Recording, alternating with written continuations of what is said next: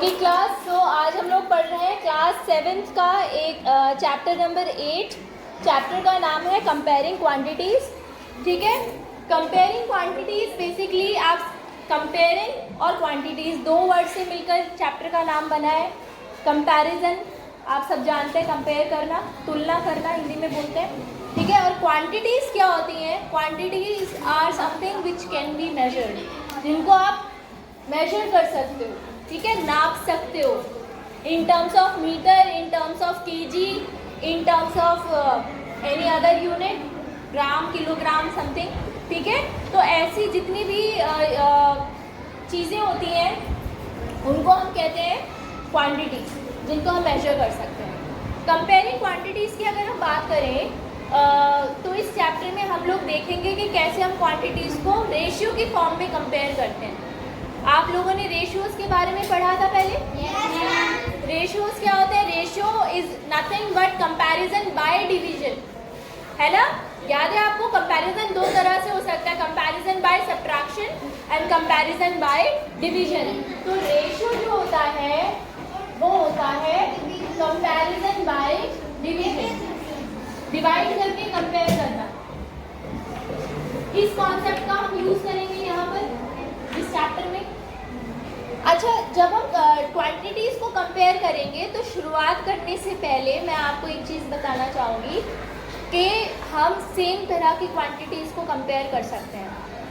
For example, अगर हम एक एग्जांपल लेते हैं, एक बाइक की स्पीड और एक स्कूटर की स्पीड को, स्कूटी या ले लो, स्कूटर तो आपको ही नहीं चलाता, स्कूटी की स्पीड को हमें कंपेयर करना है ना? यही चैप्टर, ये चैप्टर इसी चीज़ के बारे में।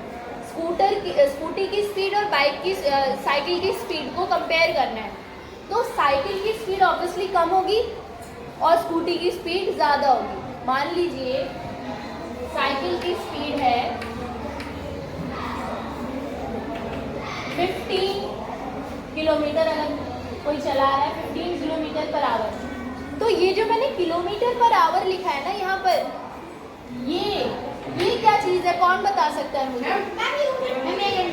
Yes, unit. यानी एक घंटे में अगर कोई पर्सन इस स्पीड से साइकिल चला रहा है तो वो एक घंटे में 15 किलोमीटर का डिस्टेंस कवर कर लेगा, प्रोवाइडेड दैट, बशर्ते उसकी स्पीड सेम रहे पूरे रास्ते में। ठीक है, समझ में आया? तो ये जो आपने चीज़ देखी इसे हम कहते हैं यूनिट। एक और एग्जाम्पल लेते हैं।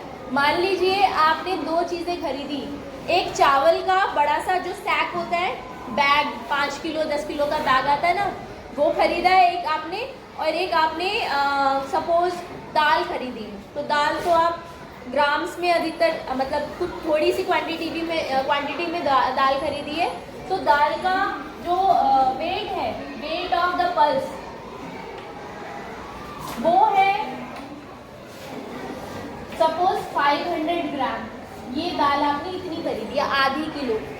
पता है ना आपको 500 ग्राम का मतलब क्या होता है? Half kg, 1/2 kg, right? और आपने जो चावल खरीदे हैं, राइस खरीदे हैं, वो आपने खरीदे हैं 5 kg सपोज, या 10 kg। तो यहाँ पे ग्राम क्या है? Gram, what is gram? Unit again. और किलोग्राम क्या है?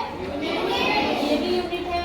लेकिन मजे की बात ये है कि ये दोनों ही सेम चीज की यूनिट है, यानी क्वांटिटी सेम है। क्वांटिटी है वेट, है ना? क्वांटिटी क्या है? वेट। वेट को ही तो मेजर कर रहे हैं हम। तो क्वांटिटी सेम है लेकिन यूनिट अलग अलग है।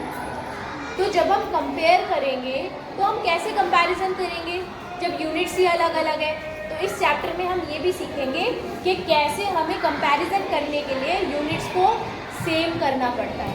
सबसे पहले हम यूनिट सेम बनाएंगे, यानी या तो हम किलोग्राम को ग्राम में बदल लें, ये देख लें कि 5 किलो चावल, 5 kg राइस, कितने ग्राम राइस होंगे? बता सकते हैं आप? 1 kg में कितने ग्राम्स होते हैं? 1000 ग्राम्स होते हैं। तो 5 kg में कितने होंगे? 1000 ग्राम्स। तो 500 ग्राम से आप 5000 ग्राम्स को कंपेयर करेंगे। अब हम शुरू करते हैं आगे, अगला टॉपिक। ये चीज़ आपको समझ में आ रही है? तो यहाँ पर चलिए तो चलिए बच्चों, अब हम लोग एक एग्जाम्पल से समझते हैं। सबसे पहले तरह के जो क्वेश्चंस आपको अपनी बुक में मिलेंगे, सबसे पहले तरह के जो क्वेश्चन आपको बुक में मिलेंगे वो मिलेंगे find the ratio of this to this.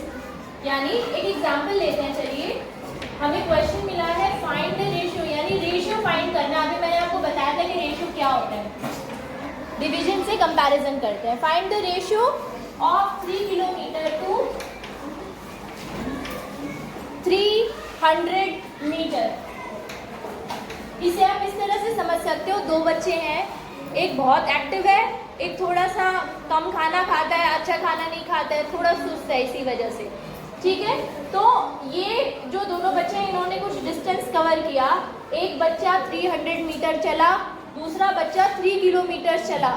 तो बताओ इन दोनों में से कौन सा बच्चा ज़्यादा चला? 3 किलोमीटर वाला बच्चा ऑब्वियसली। यानी आप ये तो समझ गए कि ये यूनिट बड़ी होती है इस यूनिट से, है ना? समझ में आया? Kilometer is bigger than meter. तो क्या आपको याद है कि 1 किलोमीटर में कितने मीटर्स होते हैं? 1000 मीटर। अभी मैंने आपको बताया था कंपैरिजन करने के लिए क्वांटिटी तो सेम है, यहाँ पे डिस्टेंस दोनों में है, लेकिन यूनिट अलग है। उसको मेजर करने की, क्वांटिटी को मेजर करने की यूनिट अलग है। हमें क्या करना पड़ेगा कंपैरिजन करने के लिए? सबसे पहले यूनिट सेम बनानी पड़ेगी। ठीक है, तो आपके लिए क्या आसान है? आप 3 किलोमीटर को मीटर में चेंज करना आसान है या मीटर को किलोमीटर में? किलोमीटर को मीटर में चेंज करना ज़्यादा आसान है। किलोमीटर को मीटर में चेंज करने के लिए हमें बस क्या करना होता है? 1000 से मल्टीप्लाई करना होता है। आ गया समझ में? यानी 3 किलोमीटर कितने के बराबर होंगे? 3 into 1000 मीटर्स, यानी 3000 मीटर्स। बोलो समझ में आ गया ना? यस। अब कंपैरिजन कर लेते हैं। तो जो पहले लिखी होती है क्वांटिटी उसको ऊपर लिखते हैं और 2 के बाद वाले को नीचे लिखते हैं। रेशियो में यही होता है, कौन वाला फ्रैक्शन वाला फॉर्म यूज करते हैं। So ratio will be 3 kilometer to 300 meter. देखिए 3 किलोमीटर टू 300 मीटर, यही है। ठीक है, इसे मैं यहाँ लिख रही हूँ। 3 किलोमीटर को अभी हमने चेंज किया था मीटर में, क्या लिखेंगे? 3000 मीटर अपॉन 300 मीटर। सही है, यूनिट तो सेम है, कैंसिल हो गए। ठीक है, 0 से 0 कैंसिल हो गए। आपको क्या, अच्छा 3 से 30 भी कैंसिल हो सकता है ना? 3 1 3, 3 10 30, तो 10 अपॉन 1 यानी 10:1। ये हमारा रेशियो आया। बोलो समझ में आ गया बेटा सबको? नोट कीजिए इसको, एग्जाम्पल को। Okay students, so next topic we are discussing is equivalent ratio. ये आपको बड़े आसानी से और बहुत जल्दी समझ में आएगा, क्योंकि आपने प्रीवियस क्लास में एक टॉपिक पढ़ा था इक्विवेलेंट फ्रैक्शंस, याद है?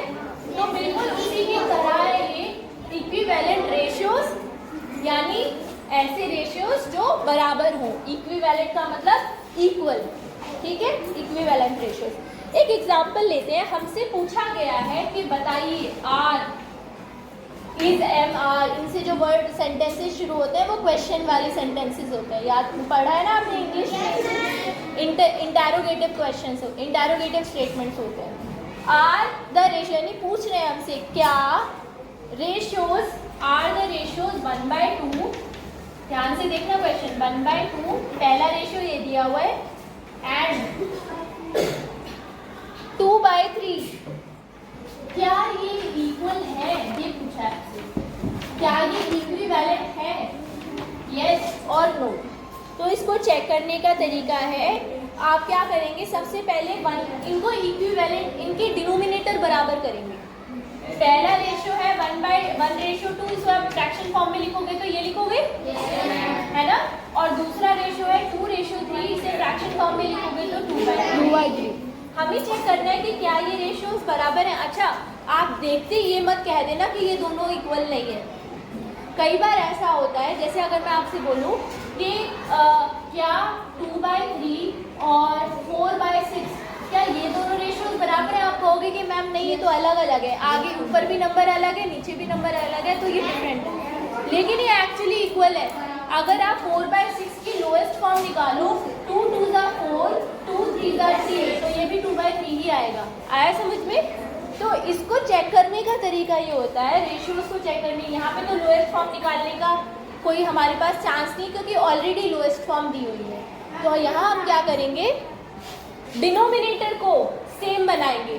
डिनोमिनेटर को सेम बनाने का तरीका हमने फ्रैक्शन को जब ऐड और सब्ट्रैक्ट कर रहे थे तब सीखा था, यानी 2 की मल्टीप्लाई, ऊपर नीचे किस नंबर की मल्टीप्लाई करें, एलसीएम लेना पड़ेगा ना, मैंने 2 और 3 का।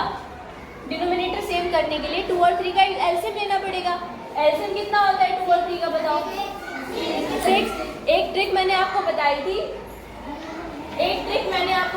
कि जब ऐसे दो नंबर्स हमारे पास हो जो एक की टेबल में दूसरा ना आता हो, ना कटता हो एक दूसरे से, को प्राइम नंबर्स अगर हमारे पास दो को प्राइम नंबर्स हो, बीच में कोई भी कॉमन फैक्टर नहीं है, ठीक है, तो इनकी मल्टीप्लाई कर दो बस आपस में, इनका एलसीएम निकल आएगा। 2 3 6। बोलो समझ में आया? ठीक है, तो 6 एलसीएम हो गया, मतलब हमें 6 बनाना है नीचे हमें 6 बनाना है। तो बताओ मल्टीप्लाई किससे करो ऊपर नीचे? 3 से, ठीक है ना? ये एलसीएम यहाँ से 6 आया, हमें नीचे 6 चाहिए, तो 1/2 की मल्टीप्लाई 3/3 से करेंगे। 1 × 3 3, और नीचे ऑलरेडी 6 तो था, 3/6 बन गया। 1/2 क्या बन गया? 3/6। अब 2/3 को चेंज करना है, तो नीचे 6 ही लाना है। यहाँ पर भी हमें मल्टीप्लाई किससे करें? 2/2 से, 2 2 ज़ा 4, और नीचे तो 6 है। अब ये हमारे पास आ गए इक्विवेलेंट फॉर्म में, मतलब इक्विवेलेंट फॉर्म नहीं कहेंगे इसे, हम कहेंगे लाइक फ्रैक्शंस पढ़े थे ना, वो वाली फॉर्म में आ गए, लाइक फ्रैक्शंस बन गए। अब मुझे बताओ, अब देख के बता सकते हो क्या ये बराबर है? नहीं है, इक्वल नहीं है। लाइक है लेकिन इक्वल नहीं है, ठीक है। दैट मीन्स इसका आंसर हमारा क्या होगा? No the ratios are not equivalent. बेटा समझ में आ गया आपको?